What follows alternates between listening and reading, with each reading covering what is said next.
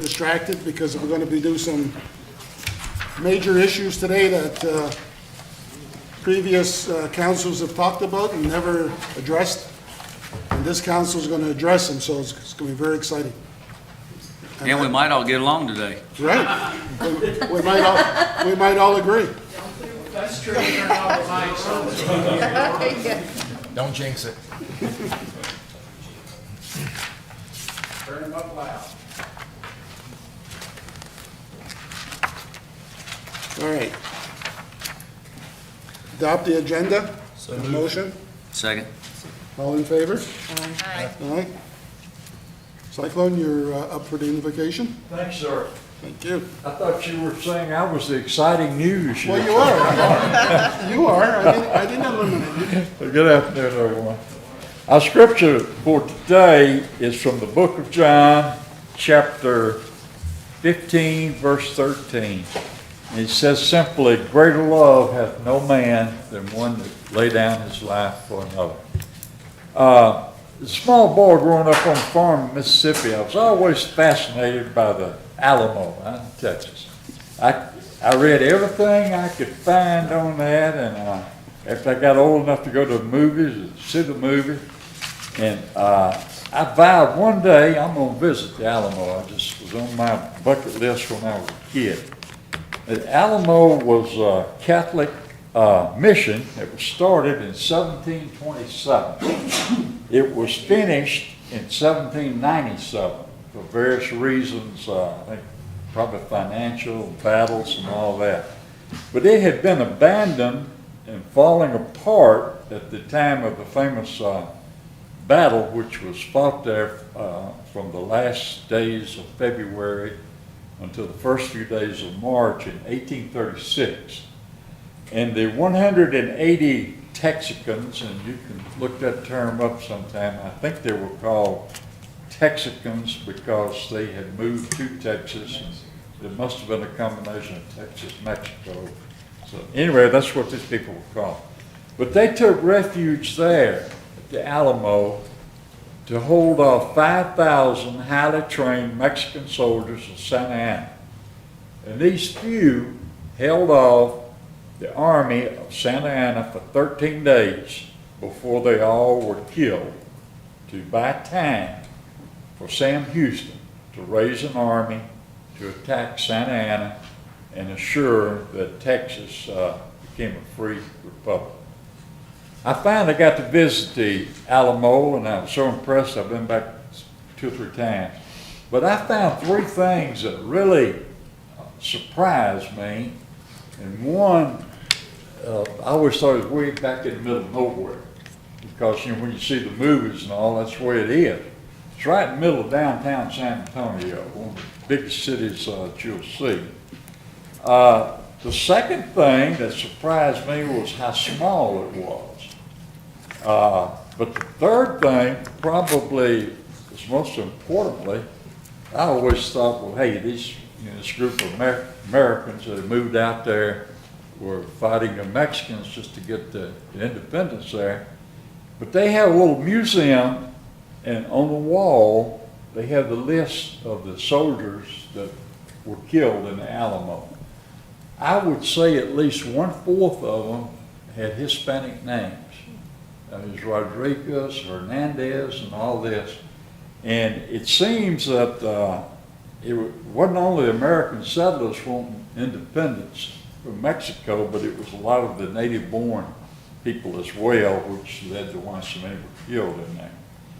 You know, the scripture that we gave a couple minutes ago reminds us about giving your life for others. And many of the defenders of the Alamo came from different places to help them get independence. Travis brought men from Alabama. Roll Tide. Jim Bowie brought people from Mississippi. And he, of course, was a notorious knife fighter, developed the Bowie knife.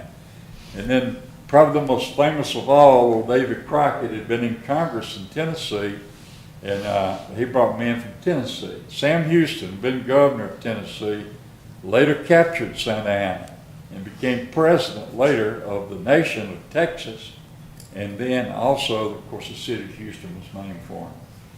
Now, Santa Ana, after killing all the men defending the Alamo, moved a couple of weeks later to the settlement of Goliad. And there the soldiers didn't fight, they gave up. So Santa Ana turns around and massacres 400 of prisoners. About 2 weeks later, Sam Houston had built his army up, and he caught Santa Ana at San Jacinto, at the battle. And while the battle was going on there, it lasted 18 minutes. The Texans completely wiped them out, and they were yelling, "Remember the Alamo," the whole time. And Houston's troops wanted to, they captured Santa Ana alive, and they wanted to hang him, which you can understand. But Houston wouldn't let them. Instead, he had a private conversation with Santa Ana, and history has lost what the discussion was about. But a few minutes later, he was allowed to leave. The next thing he knew, he was back in Mexico, and they found he had negotiated a treaty where Texas got their independence. So whatever Sam Houston told him, it must have really got his attention there.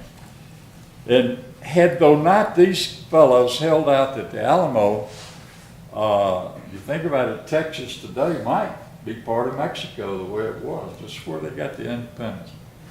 I had a history professor way back in college who was also a pastor, and he told us, I'll never forget it, he said, there are some defeats in life that are more magnificent than victories, and that defeat is really what allowed the Texas to win the victory.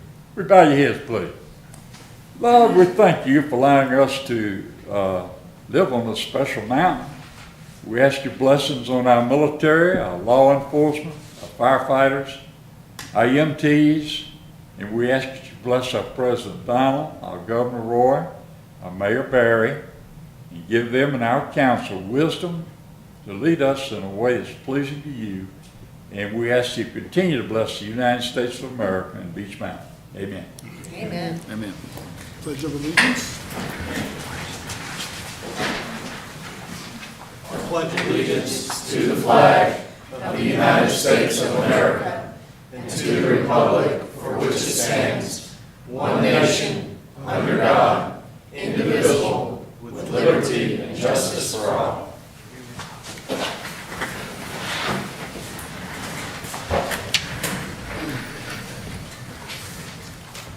Okay, public comments, I got one. Nick Wilson, I'm wearing my Ole Miss jacket. can you, Response to the early one. just I'm give me, Nick Wilson. I live at 513 Charter Hills Road.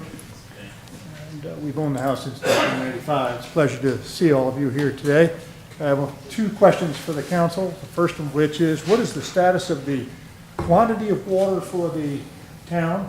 And the second thing is, which we haven't heard from in a while, what is the quality of the water that we are getting and receiving to drink and do other functions with? And the second question is, what is the town doing about the coronavirus with our employees and other individuals that come up here, knowing that we have an awful lot of visitors that come to visit this town of ours? Thank you. Here are the two questions that I have. unfortunately, we can't answer you. This is public comments, we don't answer. Never mind. We do make comments at the end, so it's quite possible we'll answer them. Okay, I'm sorry. No problem. You were quick. All right. We need adopt the agenda, consent agenda. Make a motion. Second. All in favor? Aye. Opposed? Passed 5-0. All right, I need a motion to open up the public hearing on the Buck Lake Protection Ordinance. Make a motion. Second. All in favor? Aye. Aye. This is your time to speak. Public comments on Buckeye Lake Protection Plan. Anybody have any comments? Frank, you can't talk. Just real quick, Go ahead. I have to say this in here. please go up. So the audience can hear you. Frank, excuse me, Frank Steele, 107 Christie Way, Beach Mountain. I just want you guys to know that I personally read every word 2 or 3 times in that ordinance. This is about the ordinance, correct?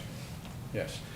And I found nothing in there that I would have any objection to. I think it's well-written, well-defined, and clearly something that is favorable. My thought. Thank you, Frank. Thanks, Frank. Thank you. All right, has anybody, Sean, you want to go up and talk about the ordinances? Preston? Just briefly, these ordinance amendments are part of the Shane Park changes. Basically, we needed to update that ordinance to make sure that we're compliant with everything that council is proposing on Shane Park. We want to make sure that we had all of our the ordinance language in place that made anything that we're planning on doing there consistent. So most of the changes are self-explanatory. I'll certainly be available to answer any questions if you have them. Anybody have any questions about the ordinance? We'll bring it up. Yeah, go ahead. Okay, David Hillenthal, Holiday Beach Villa. I'm an avid swimmer. I haven't ever fished, although I want to learn how to fish now that I live up here. But I'm wondering what's the difference between fishing in the lake, which is allowed? Is there regulations on, the hook? I've cleaned up a lot of fishing piers, a lot of places where dead fish carcasses, where hooks and lines and beer cans from people drinking while they fish or whatever. I mean, it seems like there's a water supply, and I wanted to swim Buckeye Lake really badly, but I won't if it's prohibited. But I love lake swimming, and I'm just not sure what, I think I'm less harmful to the water supply as a swimmer than a fisherman is who's not careful and responsible. I'm not going to go into the lake and do anything bad to it, but I just was wondering about that difference between swimming and fishing, if anyone could address that. Thank you. Mayor, do you want me to answer that? Go ahead. The issue with the Buckeye Lake is it's a WS2 drinking water supply, and it's protected by the state. And when we put together the governing ordinance as well as the plan, it doesn't allow bodily contact with the water supply. The fish live there, so it is permitted to fish, and there is no fish cleaning that's permitted. So that's the difference. It's a drinking water, WS2 by the state, and we're not allowed to have bodily contact with the reservoir. And I can accept that. I was just wondering about the fishing. I've seen some pretty dirty hooks and things like that could affect the water. All right, I make a motion to change the ordinance to go to reflect the protection plan on page 53, I believe. 52. That's the ordinance on the line L.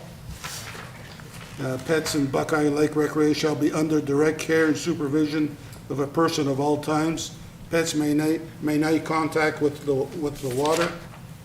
The change that I want to make is that the protection plan on page 59 on L, line L, Buckeye Lake Recreation shall be on a leash at all times and direct care and supervision. Pets may not contact the water. Do I have a motion? So move. Second. Mr. Wait, so the Mayor. motion is to have all pets on leash Buckeye. Buckeye. at Buckeye? Okay. Has no reflection to the rest of the town. All in favor? I'm in favor. Sure. Aye. Okay. We can make the change, Bob? We've got it. And then we'll go to make another motion on page, it's just the same reflection, on page 65, on L.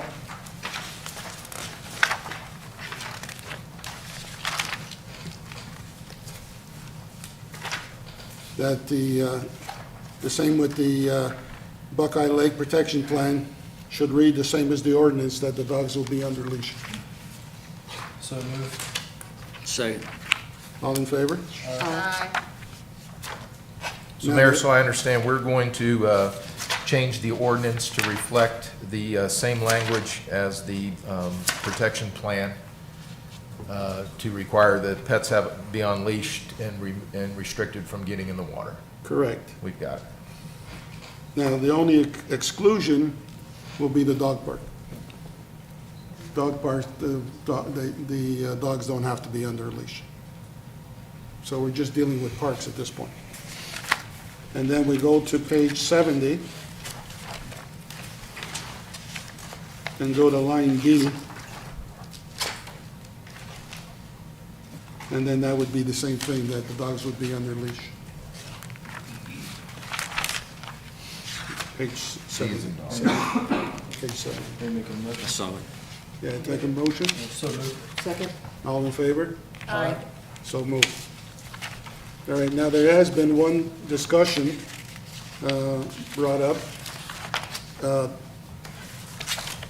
The ordinance says fire, people can have a fire, but not between 11 and 9, Page 46. page 46. 46, item number 3.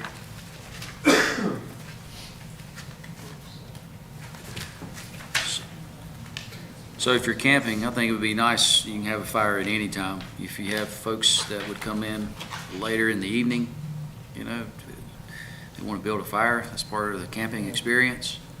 And Campfires start at 7 a.m. for breakfast. I think is we what ought to- I'm thinking. we ought to admit that. My unless- microwave doesn't open till 9. The 11 o'clock, I'm not complaining. I'm in bed by 9, but the 9 a.m. So is the motion to strike subsection 3 under I? Yes, sir? Yes, No time. no time. Correct. So this is just going to be said then, though, again, for Buckeye Recreation Area, no other parks on, Correct. Beach Well, no other place can have That fire. is correct. okay. The reason that was left in there, that was, if you recall, before these changes were made, there was one fire pit at the lake, and the town had restricted those hours of that fire pit. With the camping and the permit for the campfire, we'll be able to maintain that. Perfect. All in favor? To strike number 3 Yes. off the ordinance? All in Aye. favor? Aye. Just curious, who will be supervising it in the middle of the night? Just on the way? Parks and Rec will handle the permitting and the general operation of the park. The police department will handle security, all hours, including after hours when Parks and Rec people leave. Yes, sir. We are not at this point proposing any additional staff to staff the park 24 hours. In fact, I believe that if there isn't any camping, we'll have an appropriate gate available, and we'll secure the park when Parks and Rec people go home. There was a concern about it being a collection point with campsites if no one is camping there. Yes, sir. Right. So that's the plan. We're working it through the committee, and we'll obviously reevaluate that and readdress it as need be. But Yes, right sir. now, the police department will handle security. Yes, sir. For what it's worth, I volunteered to be a campground up there. No. Yes, for what it's worth, I volunteered to do that. Because cleaning up fires and making sure people burn the right things in the fire is critically important. So I'm very willing to volunteer. Appreciate it, thank you. Thank you. Any other discussion on the protection plan or the ordinance? That's my only question. Mayor, could I get a motion to close public hearing? Who's going to do that? Oh, I'm sorry. I thought we were going to vote on the ordinance. We already, But I want Now, to close the, public hearing I first. do have one other question on the fees. Are those recommended to us by Parks and Rec, and then we adopt them? Is that how Yes, the ma'am. fee schedule works? Yes. Okay. During the budget process, we will present all the town fees. These new fees will be included for your review, and eventually the council will approve those, and those will be implemented. Okay, and then my last question on this was a schedule with the police department or with Parks and Rec on regular monitoring during open hours of Shane Park and the other parks over there. Is that something that Parks and Rec then recommends to us to put together to let us know? I don't know that it'll be a recommendation. I'll certainly keep you informed. We're going to need some time to figure out the maintenance and how we're going to handle the park based on its usage, which we really don't know yet. When that gets a little clearer, I'll certainly report to council what we're doing. Currently, all parks are visited by the Parks and Rec staff for maintenance and cleaning on a regular basis. We have a schedule. This will be added to that. Adding the camping component is going to change that a little bit, obviously, and I need to get with the Parks and Rec staff. This park will have to have more attention, more maintenance, and the police department will be handling routine patrols. When we get there, I will certainly report that to you. Okay, thank you. okay, take a motion on the ordinances, So, the protection. Oh, you want to be just an order, just a, Yep. Mayor, if you would, we need a motion to close the Close public hearing, and then we hearings. can vote on the ordinance and the plan. Second. all in favor? aye. Okay, so be it. Now we're going to take a motion on the protection plan. So move. Second. Everybody in favor? Say aye. Aye. That passes. All right. You got all your motions? Yes, sir, thank you. Okay. Now we get to the exciting part. On our agenda is to pave Buckeye Creek Road. That's something that forever and ever and ever has been talked about.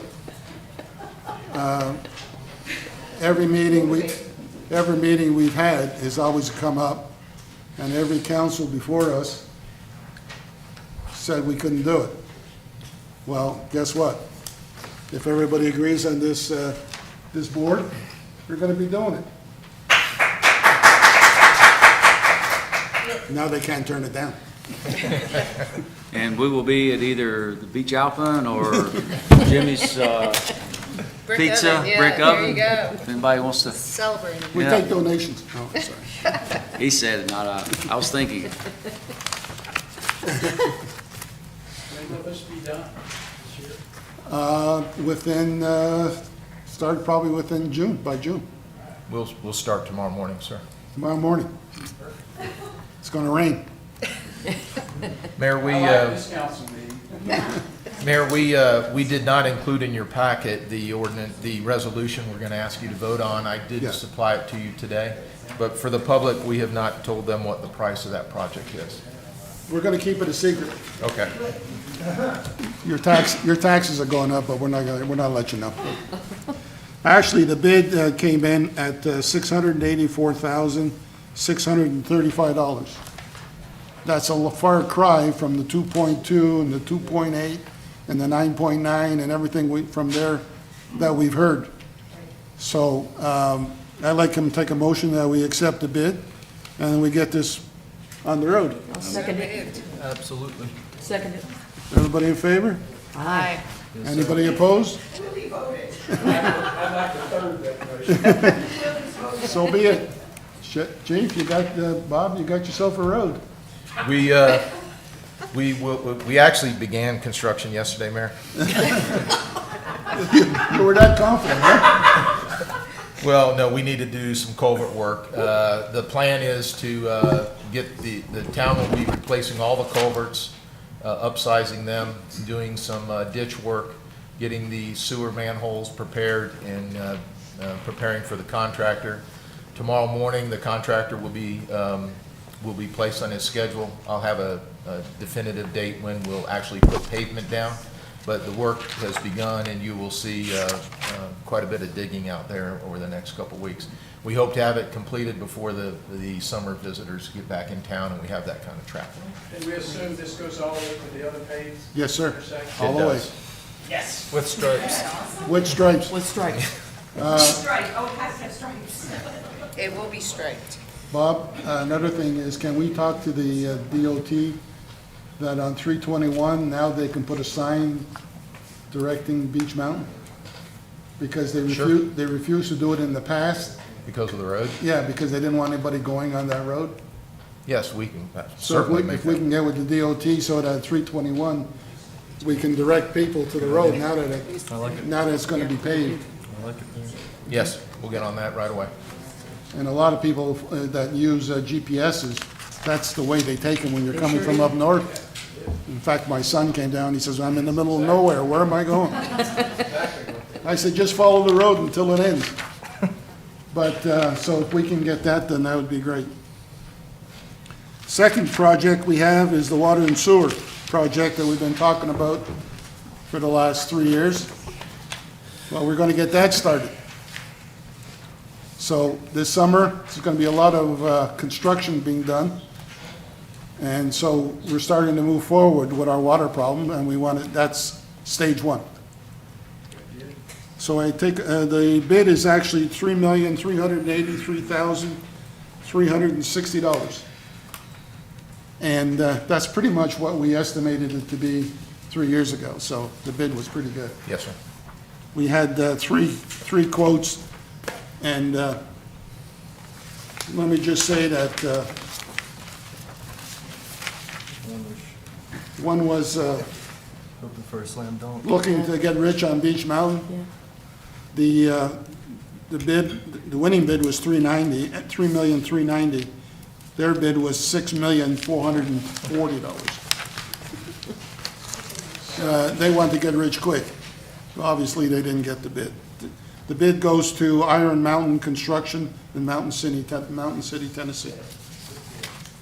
I need a motion to accept the bid. So move. I got a question. Go ahead. Just, how's this project gonna be funded? At one time, we were talking about doing, not a large grant, but It's funded from the state. Juan? We're using the state's revolving fund for water and sewer. It was pre-approved. After you approve it tonight and we issue a contract to Iron Mountain, the state will finalize the loan documents. Right. And actually, all the draws come from the state revolving fund. okay, thank you. I just Seconded. wanted to confirm that. All in favor? Aye. Any opposed? Nobody opposed? Passes as is. You guys are on the road. We got one more. We get better. We got one more. This is the great one. This is the important one. This is, lucky we got a road. All right, this is a bathroom that we are proposing to put at Lake Coffey. And we can get rid of that embarrassing porta potty. And we're all excited about it. I think it's, again, is something we've been talking about forever. And we finally decided, this is enough talk and let's get it done. And John Merritt actually designed it. So it'll go with the area and it'll just be a very functional bathroom. Mayor, I need to put a price on that for you.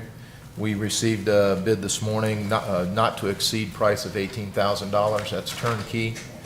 When we turn the lights on, flush the toilet, it'll be done. I do have one question that was brought to me. The the hot water, is it going to be electric hot water? It'll be tank? electric. Electric? And we have an electric forced air vent heater. We'll be tying it into the town sewer, which runs down Lake Road. and the water, and the town will be doing the connections. And the rec center will be taking care of the maintenance? Correct. And then my only question was the land that it's on.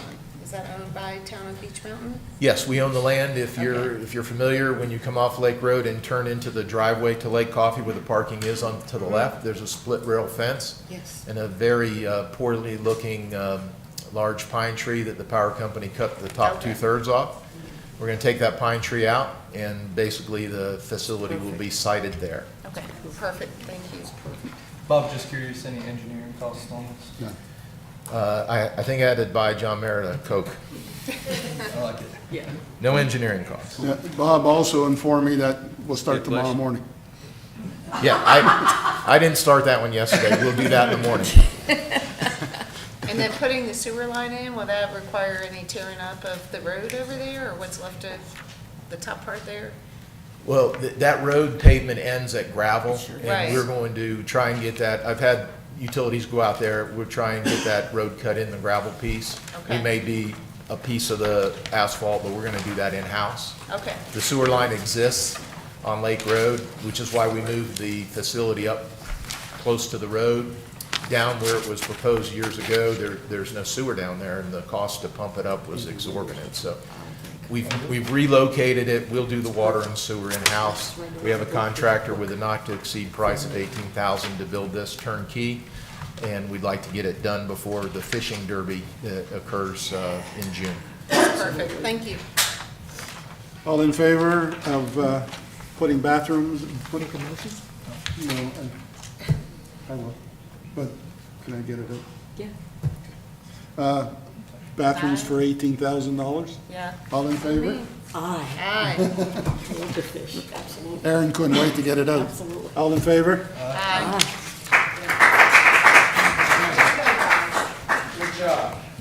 Well, we're trying our best. All right, the second vote we have now is a discussion on town hall meetings. I sent out a few emails. I've got I got suggestions from Aaron and Kelly. Out of the 100 suggestions that I got, I didn't get anything in. Didn't have any. Can we get 2, 3 that we want to use as a discussion? Do you have any, that, your top 2 or 3? Because you gave me, I think you gave me about 10. Lunch, Yeah, I was gonna say, I You think I gave me gave you about 20. 10? Yeah. Jimmy, did you look at it? What we could do is let each of us, like we did for the projects, each person champion, maybe do one per quarter or one per month, and then each council member champion their topic. Okay, I mean, that's a suggestion. Anybody have any other? I think monthly is a little much, probably quarterly or, twice a year. Because we have the summer residents come, we do it when they are here, and the rest of the residents, so I think we need to pick topics as the population changes. Would So- it work if we send emails to council members, like a consent agenda, and just list 2, top 2, and then pick from those? Yeah, And make that the one, and then just pick a council member to champion and lead the discussion. That's fine. it works for me. I would probably say the best time, we're in March, probably either May or June. Yeah. And usually where we hold them is at Buckeye, because we can hold more people. At a different time, later, 6 o'clock? or Usually, later than that? usually it's about 6 or Yeah. 5, somewhere in there. Is there any way we can allow for our residents, including our summer residents, to be able to give input of subject matter that they'd like to see involved in a town hall? I think the most important thing is that they have the opportunity to be able to get involved with that. So if there's something that they're very passionate about with our town, sending it to you, and then you could inform all of us that we No, can cover. I agree. I think it's a great idea. I think the public should, give us a good idea of what they like us to hear from us about. You're right, we do have, when our summer residents come, It does add a different flavor of the clientele, but for our year-round residents as well, there are many things that personally do affect them, whether it's where they live or something that just has not been brought up that we may just be completely missing. And if they could have the opportunity to email that to us and say, listen, at the next town hall or in May, could this be something that we're available to speak to? I think that's something that they should absolutely have the opportunity to do. Is there some way you can get this out to everyone? Because that's always been one of my biggest complaints, is that the non-permanent residents, which I was for 25 years, I felt like a wart on a frog when I come into these meetings. Because I was looked at like, what are you doing here scenario? Well, Anything you could do to and that's the make biggest- people feel better. That's the biggest challenge, Frank, is the communication, how we do get it out, the word out between email or signage of when it's coming up. Well, what we've done in the past, as far as when they're coming up, we've sent postcards out to everybody, letting them know when it was, what time of where, and when, and the subject matter. I guess we can put it on the website. Mayor, we can do that. I can put a flyer in the next utility bill asking for Great input. idea. Anything like that would help. I think what would be important, though, if you could set a fairly good date. I would ask you not to do it in May. We've got a lot of budget meetings to do in May and get to June 30, but maybe end of June, beginning of July type. Would have most of our summer residents up here then too as well. I know a lot of our residents may not be on Facebook, but that whole Facebook Live is another way where people can make comments, and you can have somebody reading the comments while you're holding the town hall. And that incorporates people that are not here. It's just a suggestion. No, it's a good suggestion.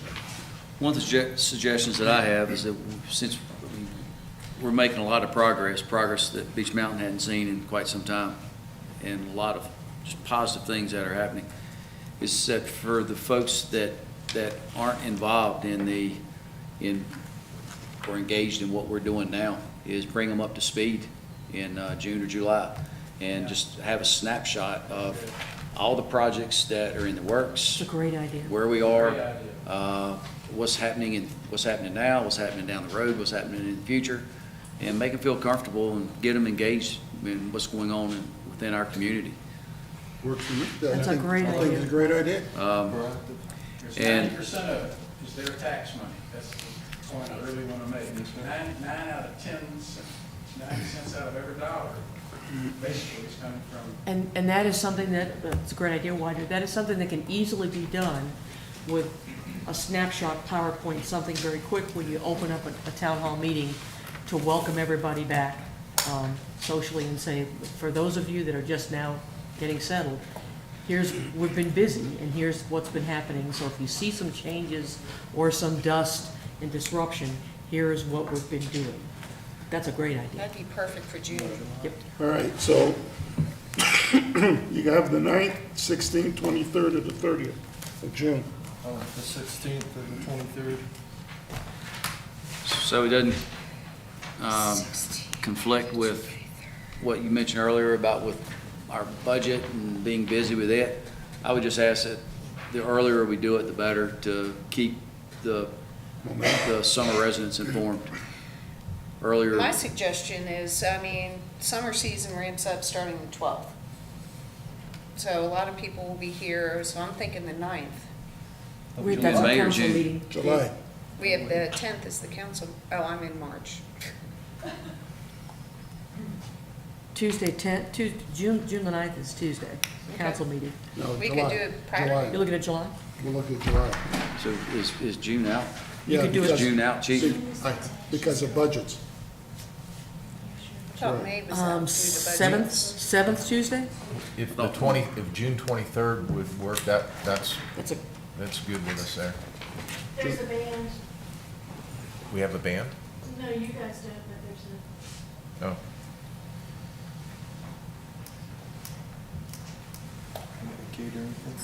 On the 23rd of June? Okay. What's, 30th? What, when are you free? So we can't do it So earlier? maybe going down the Rather wrong do road earlier on this or- one, well, but we would can it be do- better to do it on the 9th of June, like prior to town council, and have a welcome back so summer residents can come here at 3:30, 3 o'clock.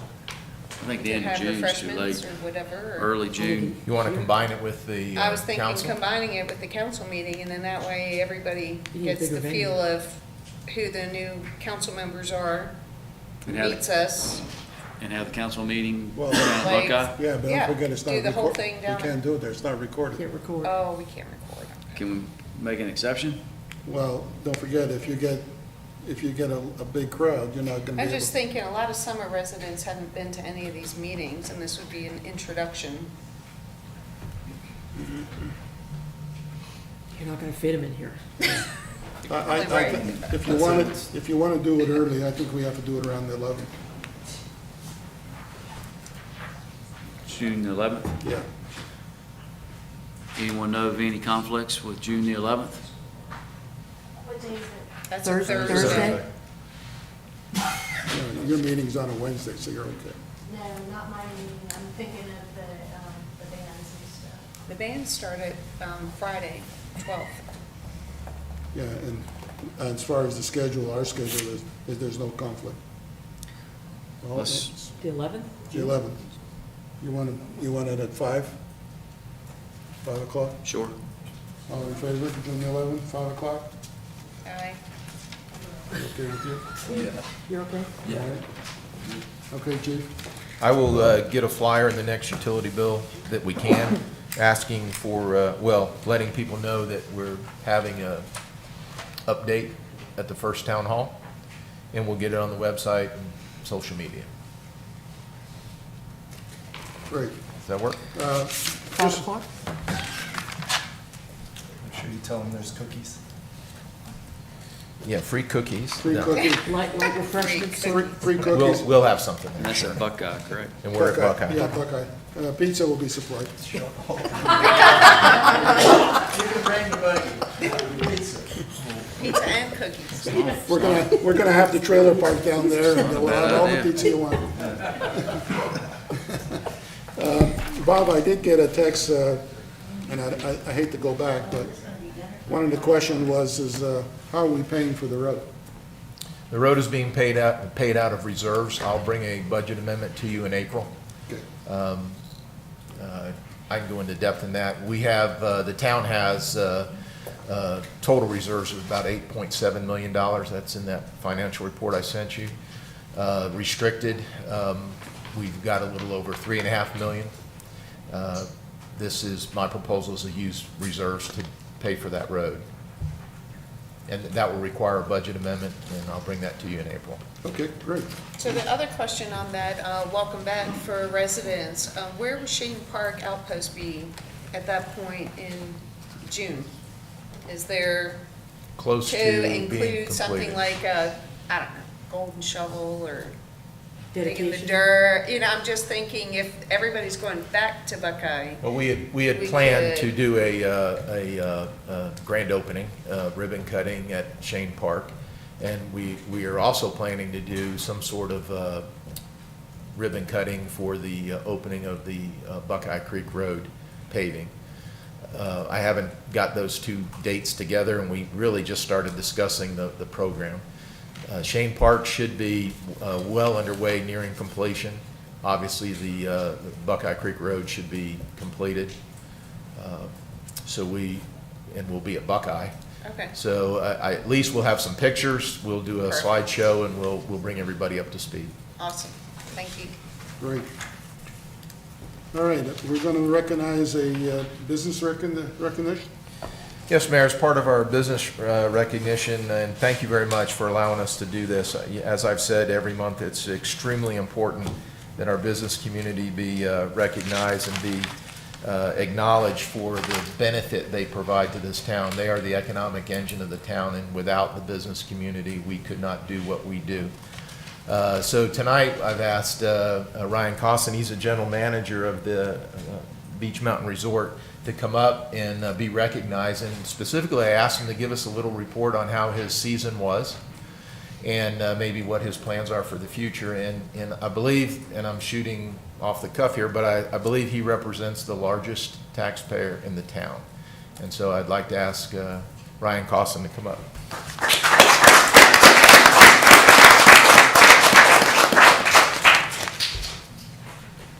First of all, thank you for having me. You gotta get closer to the mic. All right, not a mic person, but You're on TV, smile. nice. Thank you again. We appreciate you guys recognizing us and having us here today. It's obviously very important that we continue to work together as we move forward. I can tell you this is my 11th winter working at the ski area. 11 years ago, when I took on the position, we had skied 82 days prior to that transitional time. Going into the business, understanding what we were trying to achieve, 82 days was not going to be enough ski days and/or operational days for our company. We needed to figure out ways to evolve our product offering and get ourselves on a level to where we knew we were going to be operating in excess of 82 days on a regular basis. We opened this year on Saturday, November the 23rd. We're scheduled to operate through Saturday, March the 21st, which is 120 ski days. And then our focus transitions right into our summer operation, where we will open on Memorial Day weekend and stay open through the end of September, giving us an additional 80-plus days. So, thank you. With that being said, operational days, we're going to go hand in hand with the improvements that we need to make. We understood we had an aging infrastructure, and our industry in general was kind of in that transitional phase. Fortunately, we've been able to make some improvements that have been, extremely beneficial to the product getting aligned to where we need it to be. We've redone our whole lift infrastructure after the Doppelmayr project 2 years ago. We've rebuilt all the mechanical aspects of the other 2 lifts that we have, and all the electrical aspects have been improved as well. Last year, we started phase 1 of a 3-phase snowmaking project that's paid dividends this year. We got, currently, I think we're sitting on, not that I'm counting, 41 inches of natural snow. So, as we're all aware, that's not going to be sufficient to sustain this operation for 120 days. So we're having to make improvements to make sure that we're able to get the product out on the hill. If anybody's been here for, the duration of this winter, we've fallen into a pretty interesting cycle. It seems like we'll get 3 or 4 days of cold weather, and then it's going to rain for about 3 or 4 days. Or 5. And when it rains, it has certainly rained extremely hard at times. So what we've been able to do from a snowmaking perspective is understanding that as we get these smaller time frames to put a product out there, we have to be as efficient as possible. I can tell you our phase 1 of our pump house, everything down there is automated. We're turning things on extremely quickly and getting water up the hill so that we're being, again, as efficient, as productive as we possibly can. So those are improvements that I think are going to continue to have to happen, because if we face weather patterns like this moving forward, they're going to continue to give us smaller windows, and or when we need to be efficient, we can. One of our goals is once we get through Martin Luther King weekend, we don't really want to be making snow on the public. Yeah, I know. If we can avoid making snow on Friday, Saturday, Sunday, that's the goal. We want to be able to get a product out on the hill, and then for our guests to come and be able to enjoy that product. So these are all improvements that, are keeping us where we think we need to be headed in the future. As the winter continues to evolve, the summer has also grown exponentially. We've been fortunate to see biking really kind of evolve here quicker than maybe it has in other areas throughout North Carolina, and that's been a benefit to us because that's where the resort industry is headed. You're going to have to continue to expand your product offerings to stay competitive in your market. At the end of the day, we talk about it internally all the time that, of course we're in competition with other ski and winter facilities. We're aware of that. But we're in competition with, people's disposable income to any other venue that they're going to participate in, whatever that may be. So we have to be able to stay on par with what we feel like our minimal offerings need to be, and make sure that, the quality level of the product stays consistent. At the end of the day, we're so focused on making sure that our product's right, and we want to make these improvements, but the biggest thing that we have to continue to evolve on is just our customer service aspect, because we are in the customer service business. That is what we do. When people come onto our property, we have to make sure that they're having a good experience. Because if they don't, they're never going to come back, and or they won't participate with us again. So that has to be our focus.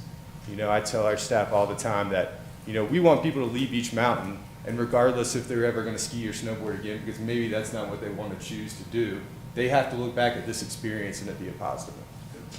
And that has to be, you know, our daily focus on everything that we do at our facility. So I really, again, appreciate you recognizing us. Thank you for the time. If I haven't met any of you personally, feel free to come out this year. I'm there most days at this point. So, again, thank you. Ryan, thank you. Appreciate it.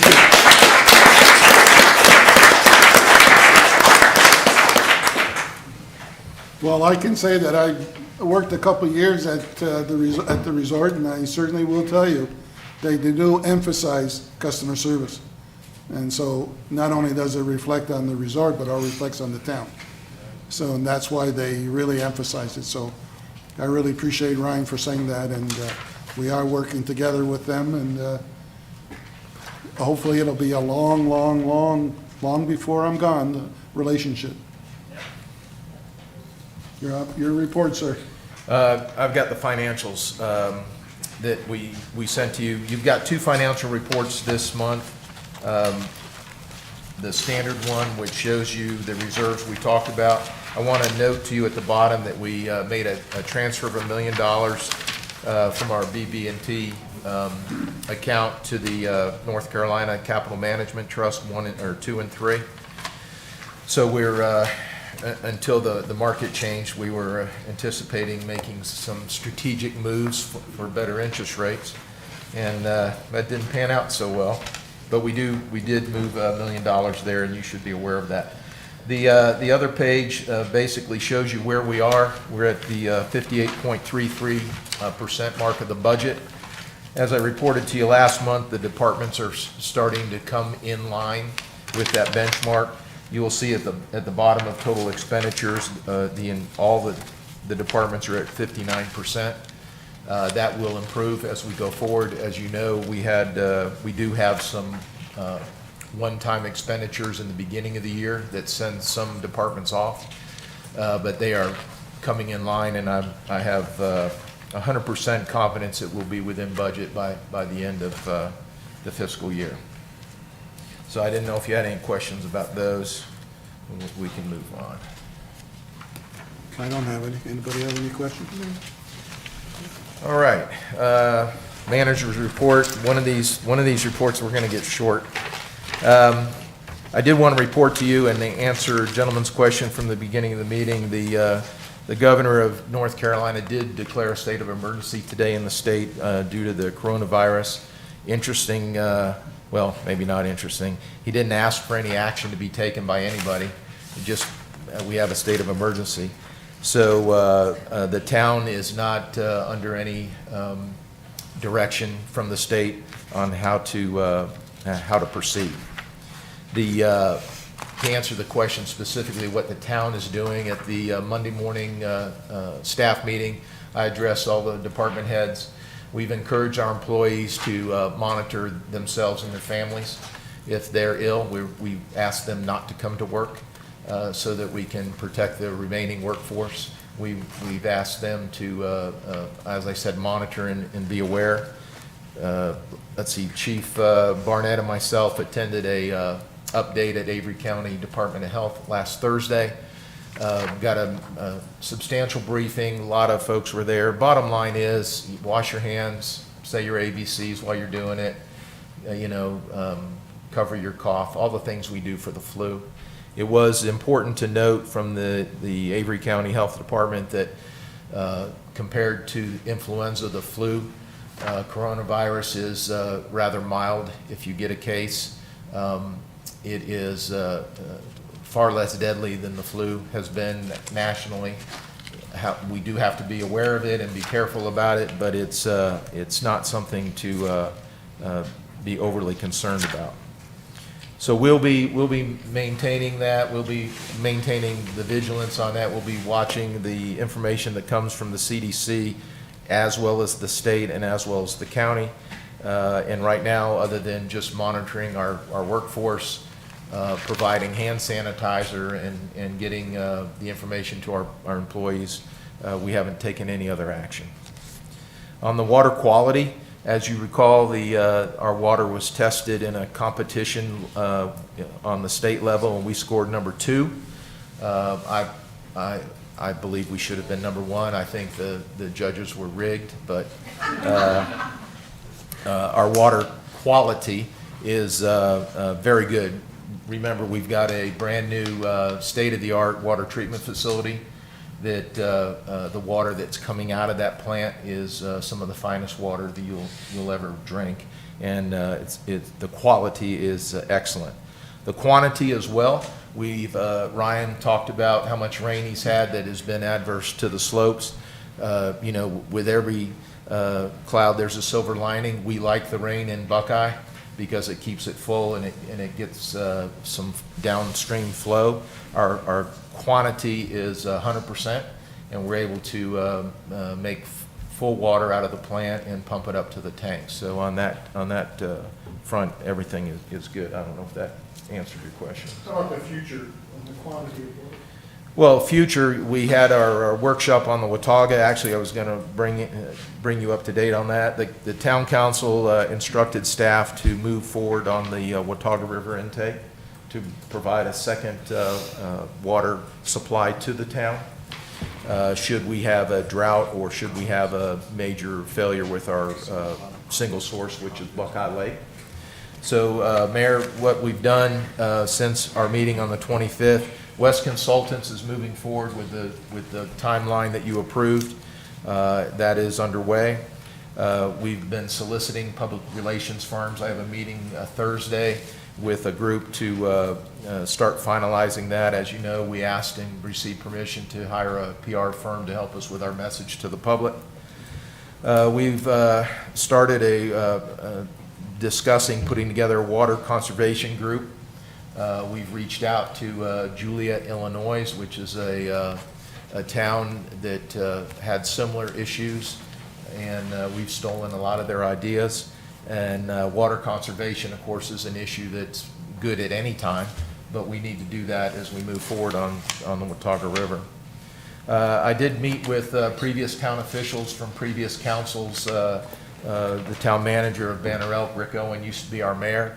He was very involved in the initial Watauga River intake and meeting with the county. I went down and met with him, sort of picked his brain a little bit, had a good meeting. He gave me a lot of insight, things that I didn't know, so that was good. I've got a meeting with the county administrator, county manager. That's next, the 20th, I believe. Same thing, I need to talk with him to get on the same page so that as we move forward as Beech Mountain, we are doing it in conjunction with Watauga County. Obviously, we need their commissioners' votes for the smoothest transition. So I've got a meeting with him. We've talked on the phone 2 or 3 times, and I believe that relationship is going to prove to be very beneficial as we move forward. I'm forming a senior project leadership team specifically on the Watauga intake. I reached out to Robert Heaton, our retired utilities director. I'm going to bring him back as a contractor to do nothing but bird dog the Watauga River intake. That hasn't been finalized yet. I've only been talking a couple days with him. We've got a resident that's interested in helping us, and I've also got a retired state North Carolina water resource individual who's willing to come on. And so I'm going to have a 3-person team with myself, and that will be the task of this senior leadership team, is to bird dog this project forward as we go forward. As you know from the workshop, it's not going to be easy. It's not going to be short term, but we need to get the infrastructure set up moving forward so that when we have obstacles we face, we can overcome those. Last thing I've done is I've reached out to the Old Beech Mountain community, the people at the other side of the Buckeye Creek Road. I've asked for a public meeting where I can go to their community center and meet with them. There's some hard feelings from that community about Beech Mountain from past. That's why I don't refer to Buckeye Creek Road as the back gate any longer. That connotation has some issues with that community. We need that community. We want to bring our water line up Buckeye Road. Yes, we've got right-of-way, and yes, it belongs to the DOT, and yes, we can legally do it, but I will need a piece of property or two for a pump station. And it'd be much better if we had their understanding and cooperation, and they are our neighbors. So I've set up a meeting. I don't have a date yet, but I'm going to go down there and talk to them, see what their issues are, see what they would like out of this project. There are some things we can do that would improve their community as we go by with our water pipe. So those are the things we put together since our meeting on the 25th. Shane Park, we're underway. Silt fence has been installed. We're in final permitting now. The changes you made today will allow us to comply with the state requirements. The contractor's been been given notice to proceed, and we should see some dirt being turned down there, and that will go pretty quickly around the 1st of April. Public Works on the building, very good news. As you know, we have been delayed getting to the LGC to get our loan approved. It was, for the most part, a delay in getting our audit from our auditor, which you replaced tonight, to the state in a timely manner. And it pushed our financing back, and we were funding that construction project out of the general fund, which I was losing sleep on at night. The LGC had a conference call with the mayor and I and Steve Smith, and after a question about the lake incident with the diver, they approved it unanimously, which was very good. That was on the 3rd, and we have closing set on the loan for the 17th of this month with BB&T. All the paperwork is here. It's ready to be signed. I talked with Steve before I came into the meeting. He met with the town attorney. We should have that buttoned up by the 17th. We'll have full financing. We'll be reimbursed for the expense that we paid out of the general fund, and that project is off and running. I do want to say that our finance officer, Steve Smith, worked this for months and made it happen. So I've got to give him some due there. He made this happen for us, and it was distressing as we went forward, but it's all good now. I want to talk to you a little bit about a plan I have. I want to make sure that if you have any questions, starting April 1st, I'm planning to hire what I'm referring to as seasonal workers. I'm going to hire 4 seasonal workers. They are part-time, for lack of a better term. They're going to be working 40 hours a week. And what we'll be doing is they'll be injected into the Public Works Department. As you told me during the retreat, you want the town cleaned up. In the past, we've had to use heavy equipment operators that are making substantially more money than I'm going to pay seasonal workers. And instead of driving a backhoe or a road grader or digging a culvert, they were driving a weed eater. And it just wasn't efficient to get the work done that I needed done. I also didn't need additional full-time employees with benefits. And I didn't need these seasonal workers 12 months out of the year. I need them during the spring and summer and probably early fall. So we've got some funds left in this budget that I can cover this, and I plan to. We're going to hire 4 seasonal workers April 1st.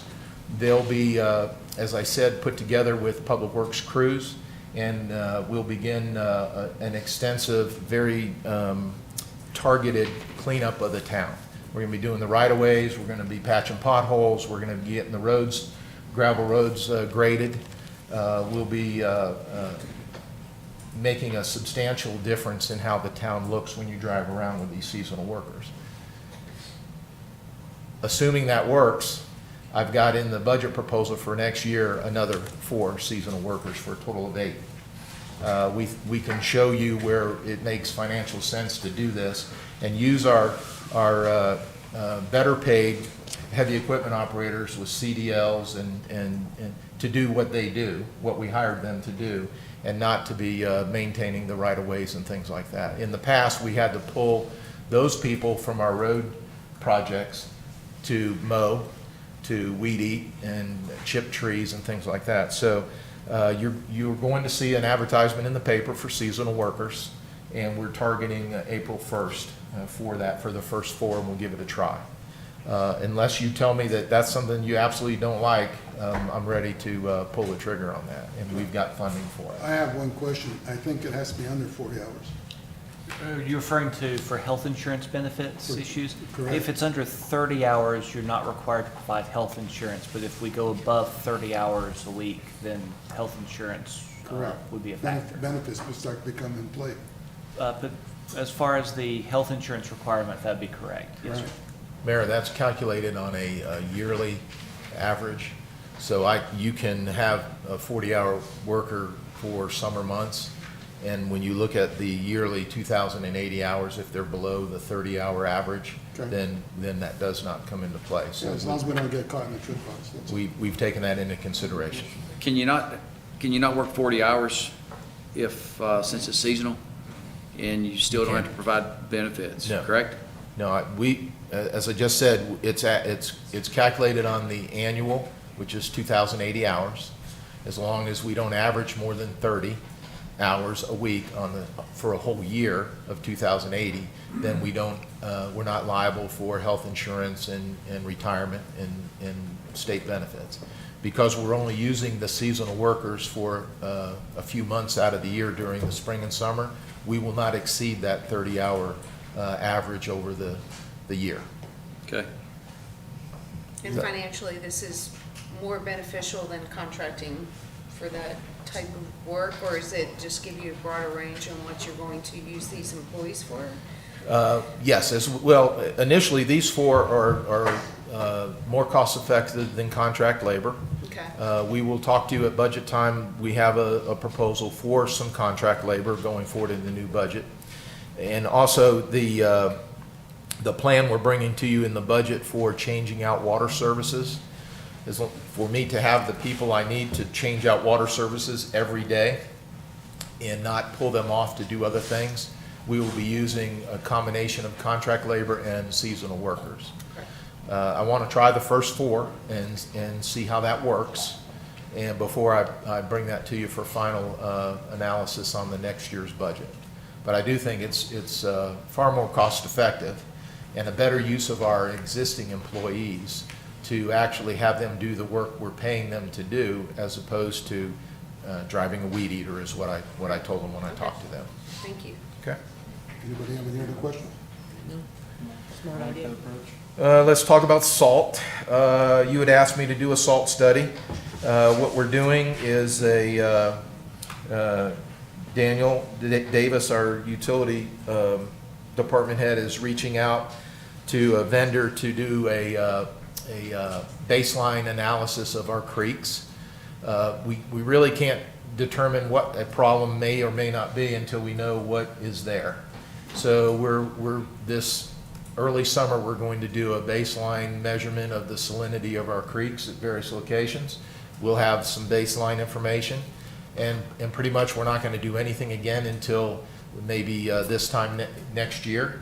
We'll do a similar analysis. We'll compare the two, and we'll see if we have a salt problem in our creeks, where it is, and to what extent. Only then will I be able to bring you a solution or a remedy. But right now, it's all just conjecture. Yes, we're putting salt on the road, and yes, you would assume it would go into the creek. But until we know, with some empirical data, what it is, then I can't tell you how to mitigate it other than not put salt down, and I don't think anyone wants us to do that. So I did want to let you know, we've reached out, we've got several salt studies, but we're going to gather some data so that we can determine which creeks are at risk, at what level, and then we'll bring you back a plan to mitigate that as best we can. Bob, just curious, does the rest of the county not use salt? Everybody uses salt. Yeah. That's what I thought, I wasn't sure. The eastern United States uses salt. That's what I thought. But I will tell you that the salt studies that are out there that are considered state-of-the-art all recommend this process. Figure out what your impact is, and then determine what your mitigation will be. Yes, sir. No one says to stop salt, but there are other ways to mitigate it, particularly if you know where it's getting into your water. Yes, sir. Okay, over at the dog park, you may notice we put up a silt fence. We own that piece of property, and we're going to move some topsoil, quite a bit of it, from the Public Works construction site to that area that we've put a silt fence around. The topsoil belongs to the town, and the contractor was paid to remove it. He was prepared to take it off the mountain and sell it to his benefit, and I didn't think that was a good idea to the town. I talked to I talked to a few people on the town. I talked to the resort. I talked to the club and one other.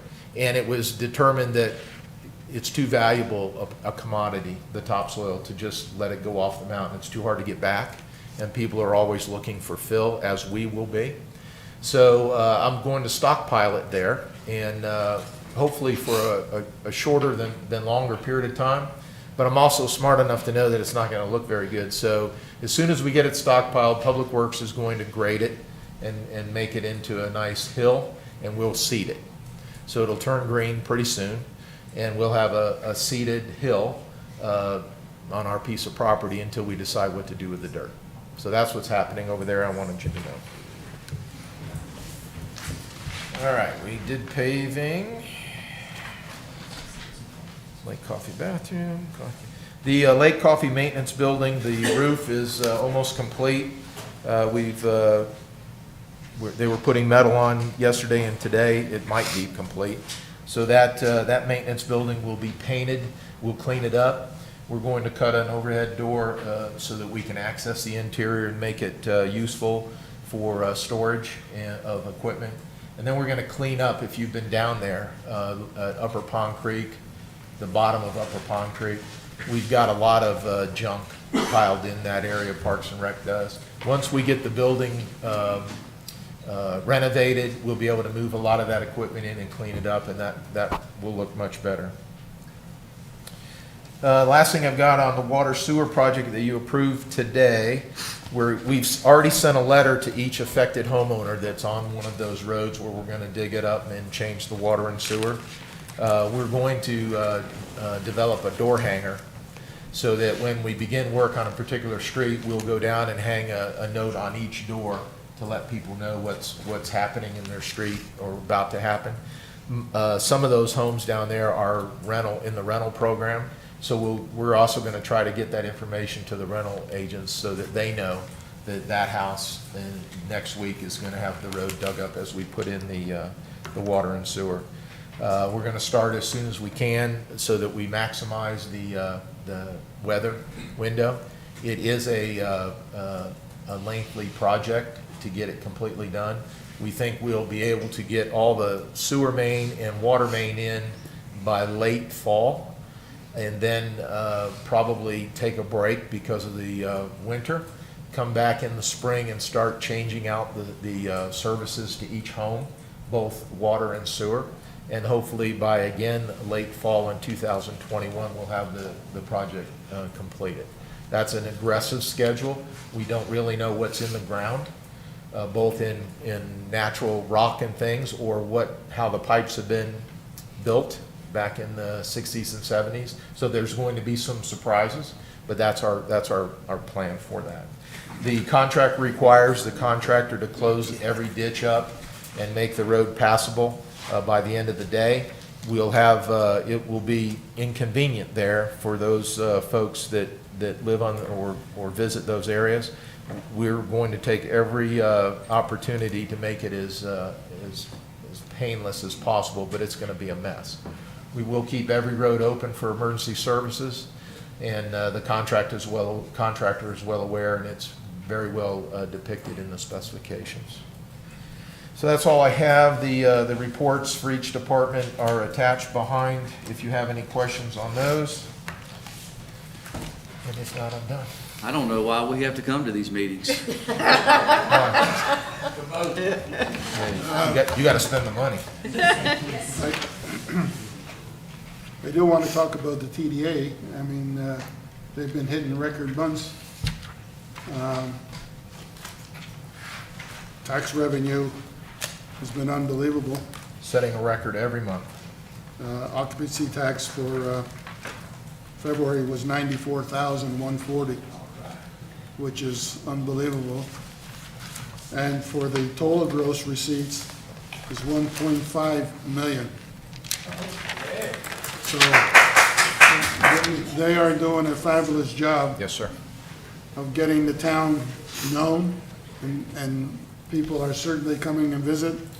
Now, with the projects that Bob is saying about keeping our town looking clean and painted and welcome our visitors, I think it's just gonna grow. So hats off to the TDA, they're really working hard at it. I don't think we have anything else. Sean, anything good at the rec center you wanna brag about while we're here? I mean, you don't have you have like, you just ran into a deer or something. Well, I'll speak of something real quick. Few things. We've been doing lunch and learn programs. So we have these. We sent out a postcard last month, so hopefully everybody has received those. But I just encourage you to come. It's all about information. The one I'm going to do will be budget and projects. Kate's going to do one on just healthy nutrition, eating, and it's also free food, so that entices everybody. We've had pretty good turnout for all of them, so if you just want a fun time away, come see us at the rec center and see what's going on. Also, summer camp is coming up, and with summer camp, one of the cool things that we started a few years ago is a scholarship program. We reach out to the schools around here and work with their guidance counselors, and we take in donations to send kids to camp. So if you want to donate towards this program, call us at the rec center. We can get you set up with that. And it's all anonymous. None of the kids know who is on scholarship. We don't even talk about it. We get them in and let the kids have fun. So it's a good program. And like I said, if you want to donate and be a part of it, just call us at the rec center and we'll do it. Sean, I hear you're starting up a basketball camp or something? Yes, so not to let the cat out of the bag with that one, but yes. Okay, we'll turn off the cameras. We already, years ago, way before I came, there was a basketball camp at Buckeye. It's not been, I think the guy who led it has been gone for a while. But Jared has really kind of taken the reins on this one. He's gotten very excited about it. I told him, I said, I want you to do something else sport-wise. What would you want to do? And he just immediately said, I'm doing a basketball camp. So with that said, we have hired some of the coaches from Watauga High School. Their head coach is not going to lead it, but her staff is. So we've got the coaches, now we just need the kids. You'll see more information coming out for that one. The camp's going to be in July. So, yep, basketball camp's coming back. Well, I think it's Try exciting. to use this court. I think it's exciting. Okay, citizens' comments on, any citizen got a comment on the agenda we just went through? I'm Nick Wilson, 513 Charter Hills Road, and the two comments I had before were done very well. They were pretty good reports, all puns intended. Question is, striping of the roads, when is that going to occur? Usually we do it around spring. All roads? No, we've budgeted 16 miles of roads. 6 miles of roads. That may change. And when will we start that, Daniel? We did the striping for last year, so it will be a part of the new process and go in as quickly as we can schedule after July 1st. Does that answer the question? It's the best we can do, Dan. Are we doing with a contract? We're not. We're going to have a contractor doing it? Yes. Yes. Any other comments? Frank? No. Been coming to these for the last 6, 7 years. I got to tell you, I'm going to leave here today. Ladies, gentlemen, you've set a high bar to try to get over. And this shows what a council and a town manager who work together and see a vision and a future can do. And I'm real proud of you, and I just want to say thank you. Thank you. And go for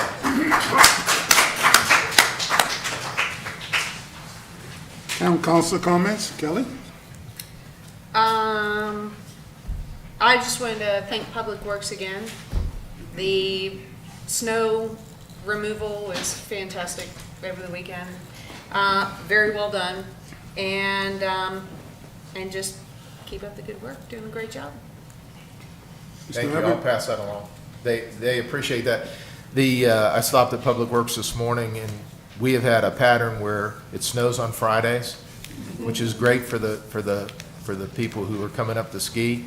But the Public Works people have been working weekends, night and day, and I stopped by to tell them how much we appreciated that, because they do a great job, and you don't see them out there. They're out there at 4 o'clock in the morning, starting pushing snow and putting down salt and ice, and they work until it's clear, and they do a great job. Well, like I said, they did a great job. Thank you. Thank you.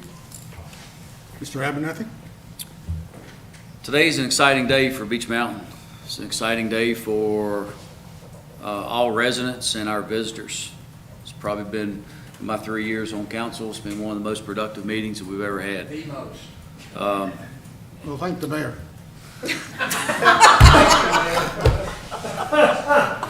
No comment. We're gonna keep it civil. So, today we acknowledged a business, something that we haven't done in the past. The businesses are our economic drivers of our community.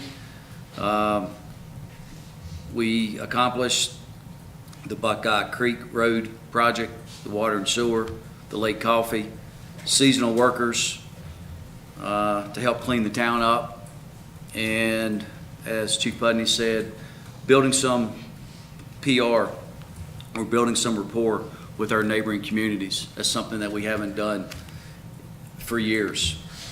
Beach Mountain, in my opinion, is kind of looked at as the red-headed stepchild, and I think we can change that image and turn something negative into something positive.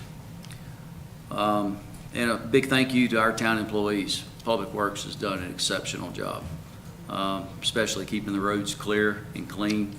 We have, as Ryan Costin was talking about, our customer service. Our folks that come up here to enjoy their weekend have to have a positive experience. And having a positive experience is having roads that they can safely drive on. It's a lot of little things that make the big things. And we want our customers to go back to South Carolina, to Georgia, to Florida, whatever state they came from, and go back and tell their family and friends what the positive experience they had at Beach Mountain. It was kind of funny. I went to the Fraser's, and I was talking to the waitress, and I said, I have a complaint about a pizza joint on the mountain. Some big guy that was taking my order, and he was rude and this and that, and I was pulling her leg. She didn't know who I was, and I didn't know who she was. And one of the family of Cardi members were standing there listening to it, and I was telling her that I had complained about customer service. So it was funny, but I go back to what Ryan was saying earlier about it's the experience that folks have here on Beach Mountain. This community can grow, and it takes all of us working together and make this community better than what it is today. There is no finish line. So I think that we're on the right track. We have set a bar that this mountain has never seen. And speaking of bars, but You've got time yet. it's a great time to be on Beach Mountain. And I thank council. I thank the folks that are involved in our community, and I thank Chief Putney for the vision that he has brought to us. It's very refreshing. Someone mentioned striping of the roads earlier. I'd like to, if we can, when and if, see some of the inset reflectors put on the road like we have on 194. to make it a little easier for for all of us to see, you know, on those foggy nights. Councilman, we've, as you know, the state has them on the state portion of the parkway. Correct? Public Works has been tasked with getting us some prices. They're not inexpensive. The road has to be grooved out so the snowplow can go over. And then the reflectors epoxied. It won't be something we can do in-house, but we're getting a quote to do the remainder of the parkway in Pine Ridge and Pinnacle North and regular Pinnacle and North Pinnacle.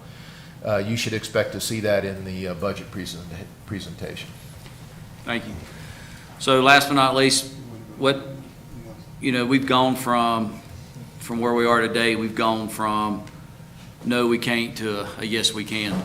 And, as Frank said, we set the bar, and, I would be disappointed if that bar ever gets lowered. We see what we can.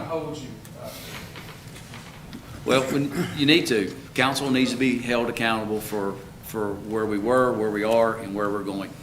So. Today was a good. It was, and thanks to council. The only problem I have is you keep talking about the bar. Which bar? I mean, I understand it's 5:30, but, can you wait? Aaron, can you, your turn? My turn? Okay. Your turn.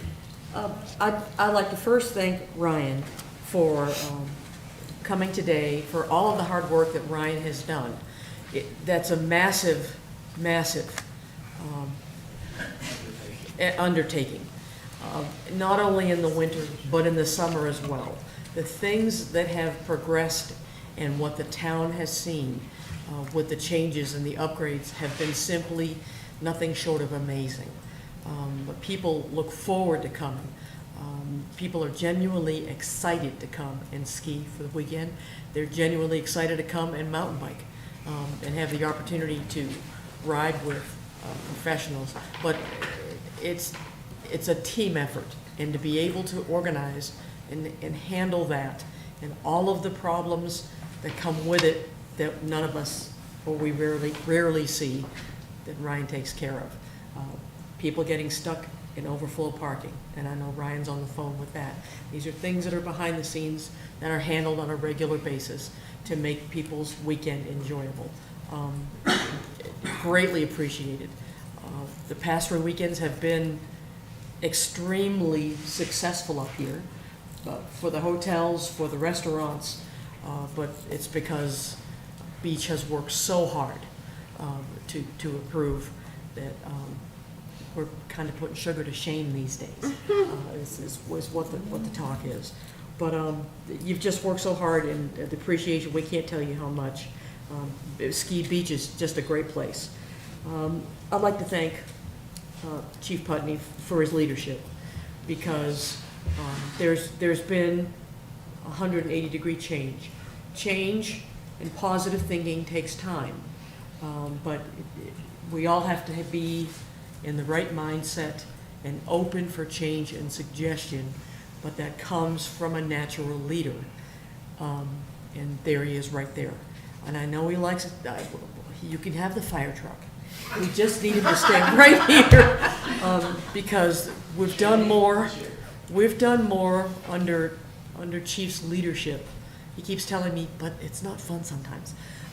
But we've done more, and we've progressed with Bob at the helm leading us in the direction that we need to go.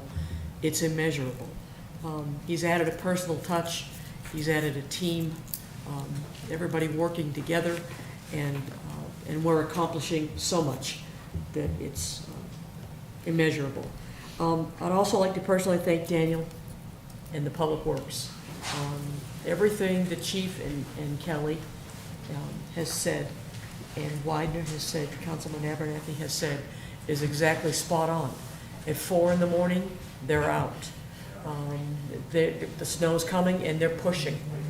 They're salting. They're scrambling. And I'd like to also add, they really love any food. So bring it at any time, because anytime the snow flies, I always try to make a visit and bring them something. How many pounds of the lobster stuff did you bring? I can't even tell you how much goulash I brought. 4 crock pots of goulash and a lobster pot. of goulash with French bread, and just to keep them going, because we're inside and our heaters are working and they're out in the trucks pushing, and making people able to come up on the mountain. Greatly appreciated. So Daniel, thanks. For everybody else, because we know our skiers come, which brings more traffic. We've got people with two-wheel drives that have never driven in snow before. They don't know how. They don't know how to drive on ice. They're afraid of the corners. You add a side of coming up a mountain, and they're in sheer panic. So for our law enforcement and traffic control and everyone who has helped to make it work, and it's been busy the past 3 and 4 weekends.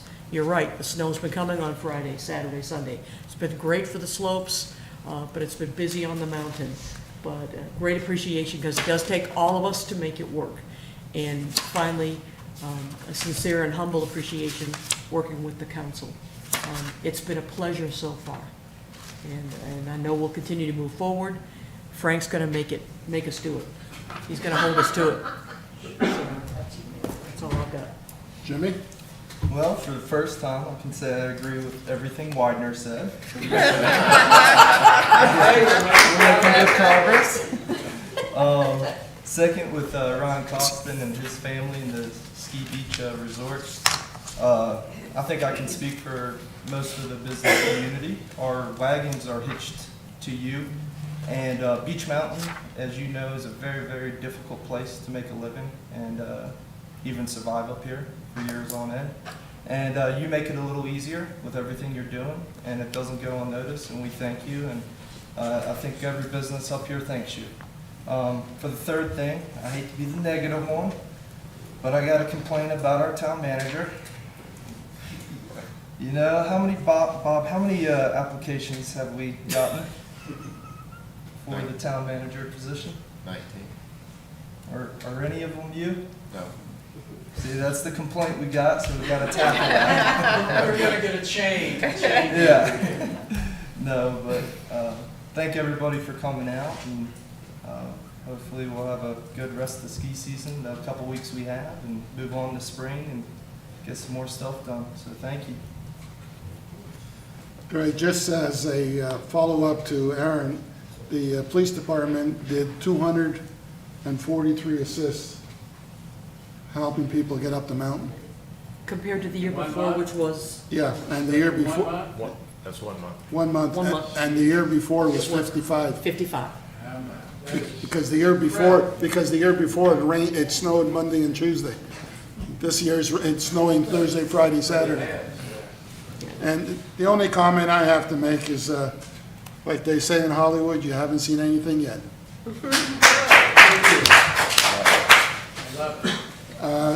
I need a motion to adjourn for a closed session for attorney-client matters and personnel. So moved. Second. All in favor? Good job, guys.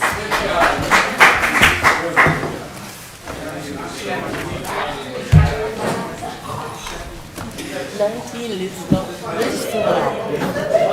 Let's just fill it out. Because he was asked that at the meeting.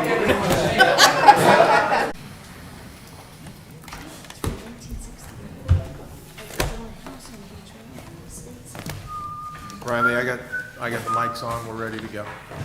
All right, I need a motion to reconvene. So moved. Second. All in favor? Aye. All right. Any comments by anybody? I have one comment to make. Other business. Please put on your calendar April 16th at 6 p.m. As you know, and Kelly, you should pretty much aware, the High Country, we meet quarterly, and each town, it rotates quarterly to each town, and the towns is Beach Mountain, Seven Devils, and Sugar Mountain, and Banner Elk, I'm sorry, you're right, and Banner Elk. So April the 16th is our turn.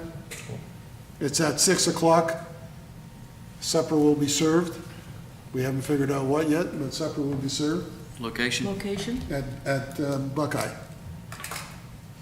And is Senator Ballard on board? Yes. So we're going to have Senator Ballard as a guest speaker. And it usually lasts about an hour and a half. And it goes, usually the way it goes, it'll go around the table. Each person talks about their town, what's happening, what concerns, and we share ideas. So I think it's great if everybody would attend. So if you can put on your calendars, I think it would be great for everybody. And you listen to what other people have to say. And I think with all the projects we got going on, I think they'll be very interested in what we're doing, more than we're going to be interested in what they're doing. So I think it'd be great. Yes, sir. And we can probably talk about the tax issue at the same time. And possibly the water intake could be a good, Well, yeah, we can it's always a concern, no question about it. So that's the only thing I have. Anybody else got anything they want to bring up? When I take a motion to adjourn? Second. All in favor? aye. Thank you. Great meeting.